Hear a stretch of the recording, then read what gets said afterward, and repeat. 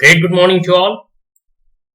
I Sumit Kumar Singh welcome all of you in Magatput YouTube channel. My dear friends, today in this video we are going to read, revise and recall 2017 UPSC Civil Services Men's Examination English Compulsory Paper. It is English Compulsory Paper of 2017. In this video, my purpose of or the objective of this video only to read, revise and recall. I am not going to any elaborate or discussion or analysis of this question. I am going to only read so that you are able to revise this question paper and able to know the pattern of asking the question paper by the commission, and by reading yourself you will able to evaluate yourself the question paper by oneself. So let us start. Time allowed 3 hours, maximum marks 300. It is qualifying nature. You have to only qualify this paper. You have to got only 33% to qualify this paper. So you required only 33%. But qualifying this paper is necessary except few exceptions of northeastern state. Now, question paper specific instructions. Please read each of the following instructions carefully before attempting questions. All questions are to be attempted. The number of marks carried by a question is indicated against it. Answers must be written in English only. Word limit in questions wherever specified should be adhered to, and if the answer is much longer or shorter than the prescribed length, marks will be deducted. Now, any page or portion of the page left blank in the question come answer booklet must be clearly struck off. Now, question number 1. Write an essay in about 600 words in any one of the following topics. 100 marks. Recent economic reform in India. B. Threats to environment. C. Uses and abuses of social networkings. And C. Caring for the aged. Now, question number 2.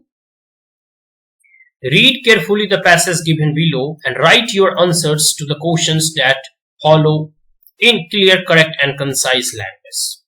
Man, since antiquity, has been an inveterate traveler. Only the motivations for travel have changed. In ancient times, the main motivations for travel were trade, pilgrimage and conquest.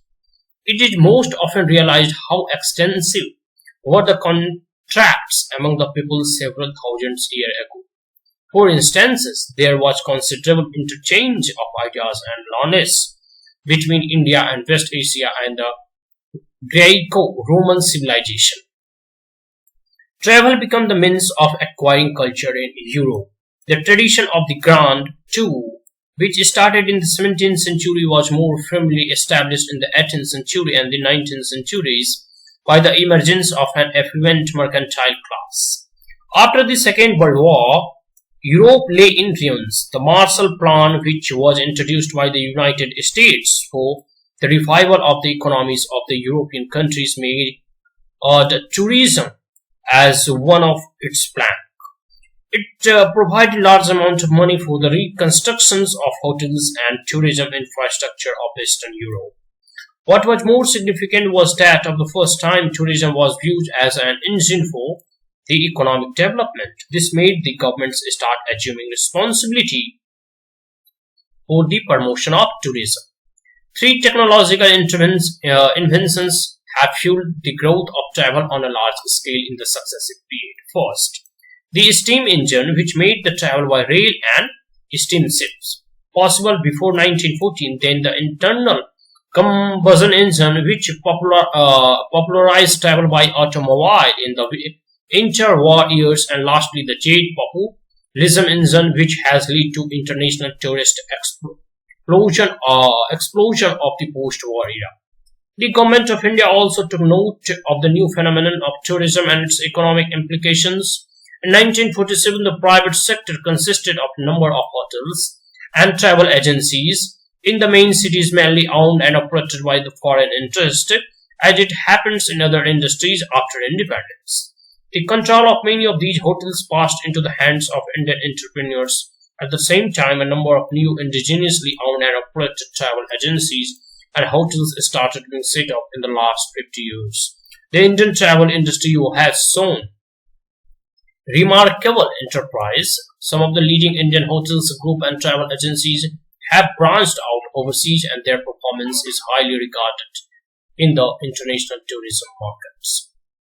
The tourism revolution, which started in full measures 50 years ago, has not run its course. There are several reasons for taking a long-term optimistic view of tourism. First, the increases in leisure time in industrialized societies, paid holidays, which were introduced as social welfare measures, have now become an accepted features, not only in the industrialized countries but also in many developing countries. The length of paid holidays has increased. The working week both in the public and the private sector has come down to 40 hours, spread over the 5 days. Evidently, governments will have to concern themselves with the quality of use of leisure. Tourism has become a preeminent form of recreation for the younger people. This is reflected in the increase in travel in the age group of 18 to 25 years. And second, the rise of literacy and educational standards. Third, greater health care and made it possible for retired persons above 60 years to undertake travel for pleasure. And the fourth, the increase in the discretionary income in real terms in the last 20 years, partly due to the two-income families with fewer children. Tourism is highly susceptible to income elasticity. Many research studies have established that increase in income levels in real terms result in an increase in propensity for travel. And lastly, taking a vacation generally twice a year has become a way of life in modern societies. Now A. What, according to the author, were the main motivations for travel in ancient times? And B. What was the state of tourism in Europe and United States?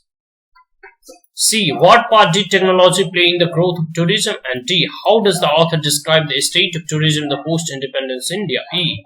Why does the author think that there is a bright future for tourism in modern societies? Now, question number 3. Make a preface of the following passage in about 1/3 of its length. Do not give a title to it. The preface should be written in your own language. The work of a lawyer or a politician must contain in a more delectable form of great deal of the same pleasures that is to be derived from a plain breeze. Here at the course, there is not only the exercise of skill but the outwitting of a skilled opponent. Even where this competitive element is absent, however, the performance of difficult feats is agreeable. A man who can do stunts in an aeroplane finds the pleasure so great, now that for the sake of it, he is willing to risk his life.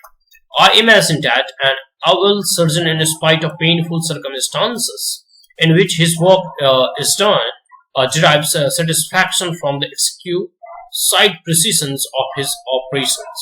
All skilled work can be pleasurable provided the skill required is either variable or capable of indefinite improvement. If these conditions are absent, it will cease to be interesting when a man has acquired his maximum skills. A man who runs 3 miles races will cease to find a pleasure in this occupation when he passes the age at which he can beat his own previous record. Fortunately, there is a very considerable amount of work in which new circumstances call for new skills, and a man can go on improving at any rate until he has reached middle age. In some kinds of skilled work, such as politics, for example, it seems that men are at their best between 60 and 70. The reason being that in such occupation a wide experience of other men is essential. For the reason, successful politicians are apt to be happier at the age of 70 than any other man of equal age. Their only competitors in this respect are the men who are the head of big businesses. There is, however, another element possessed by the best work, which is even more important as a source of happiness than is the exercise of skills. This is the element of constructiveness. In some work, through by no means in most, some things is built up which remains as a monument when the work is completed. We may distinguish construction from destructions by following criteria. In the construction, the initial stage of affair is comparatively hazardous. while the final stage of affair embodies a purpose. In the destruction, the reverse is the case. The initial stage of affair embodies a purpose, while the final state of affairs is haphazards. That is to say, all that is intended by the destroyer is to produce a state of affairs which does not embody a certain purpose. Destruction is of course necessary very often as a preliminary to subsequent construction. In that case, it is a part of a whole which is constructive, but not infrequently a man will engage in activities of which the purpose is destructive without regard of any construction that may come after.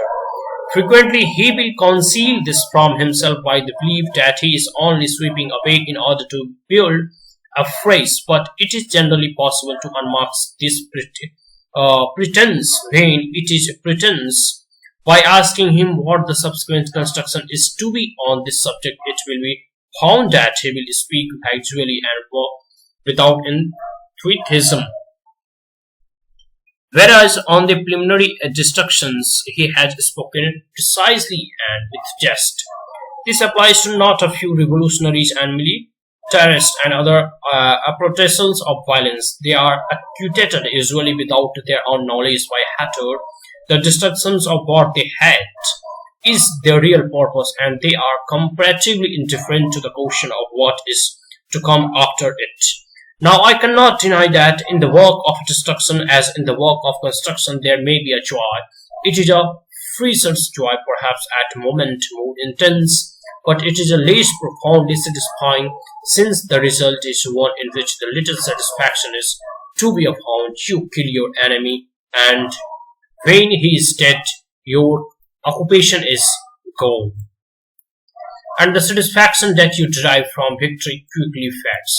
The work of constructions, on the other hand, when completed, is delightful to contemplate, and moreover is never so fully completed that there is nothing further to do about it. The most satisfactory purposes are those that lead on indefinitely from one success to another without ever coming to a dead end, and in this respect it will be found that construction is a greater source of happiness than destruction. So 375 minutes. Now question number 4a. Rewrite the following sentences after making necessary correction. Do not make unnecessary change in the original sentence. 1 into 10 equal to 10 marks. 4a1. The older the wine, the better it tastes. 2. You cannot cross the bridge until you do not come to it. 3. He asked me what was my profession. 4. Give me a pencil to write. 5. Netaji is one of the bravest patriot of the country. 6. I met an one-eyed beggar in the street. And 6. The trader dealing with the garments are jittery about the impact of GST. And 8. His efficiency soon made him the boss blue-eyes boy. And 9. She does not know cooking, doesn't she? And 10. No sooner the bell rang than the children rushed out of their classrooms. And B. Supply the missing word. The quarrel was unnecessary as they were making a blank out of a molehill. And 2. Let us ring blank the new year with a gaiety. And 3. The customs of sati was done away blank during the British period. And 4. One should not always blow one's own blank. And 5th, I cried myself blank to make him hear. Now, question number C. Use the correct forms of verbs in bracket. 1. Bread and butters blank his usual breakfast. And 2nd, some of the protesters were blank by bullets. 3. When I came out of the building, I saw that it was blank rain. And 4th, flood blank if it is continues to rain. And 5th, I blank for you since 10 o'clock. Now question number D. Write the antonyms of the following. A. Amateur. 1 number amateur. 2nd number heavenly. 3rd perfect. 4th variable. 5th vertical. Now question number 5. Rewrite each of the following sentence as directed without changing the meaning. 1 number. The truth of the matter is too obvious to require any proof. Remove 2. Question number 2. Radhika says, I have pain in my knee. change into indirect speech. And third, he is not hungry, he is not thirsty. Combine the sentence using neither nor. Question number 4. 5A4. Give him a glass of water. Change into passive voice. And 5. The prisoners was set free by the court. Change into active voice. 6. He was ill. He came to school. Rewrite as one sentence beginning with despite. Question number 7. When the sun rises, the birds leaves their nest. Change into a compound sentence. Now, 8. Those who come late shall be punished. Change into simple sentence. 9. Both his parents died in a train accident. Blank. Add a question tag. Question number 10. Gold is the costliest metal. Use comparative degree. And B. Use the following words to make sentences that bring out their meanings clearly. Do not change the form of words. No marks will be given for vague and ambiguous sentence. First one, evidence. Second is condemnations. Third is constitute. Fourth is territorial. And fifth is unseemly. Now see. Choose the appropriate word to fill in the blanks. He ran like a blank through the forest. To answer. Second, the teacher encouraged the students to understand things and not learn. Why? Wrote and wrote. And 3. Indians were determined to throw away the blank y foreign rule, York and York. And 4. After his morning prayers, the priest remained blank for the rest of the day, idle and arduous. And 5. The hunter killed the bird sitting on the blank bow and bark. Now, D. Use the following idioms, phrases in sentences of your own word to bring out their meaning clearly. Do not change the form of words. While D1, wild goose chase. Second, crocodile tears. Third, sea change. Fourth, fool's paradise. And fifth, on cloud mind that saw. So it is the English paper of Civil Services Men's Examination 2017. English compulsory paper. You have to appear in this examination, but you have to only requirement 33% of the marks to qualify this paper, because this paper's number is not included or not added in the merit list. So you have to got only or required 33% to pass this paper. But qualifying this paper is necessary. If you not qualify in this paper, then the whole of your GKGS or optional papers will not be evaluated by the commission. So you have to mandatory qualify or compulsory qualify this paper. That's why it is called English compulsory. So that's all. Thank you. Have a great day.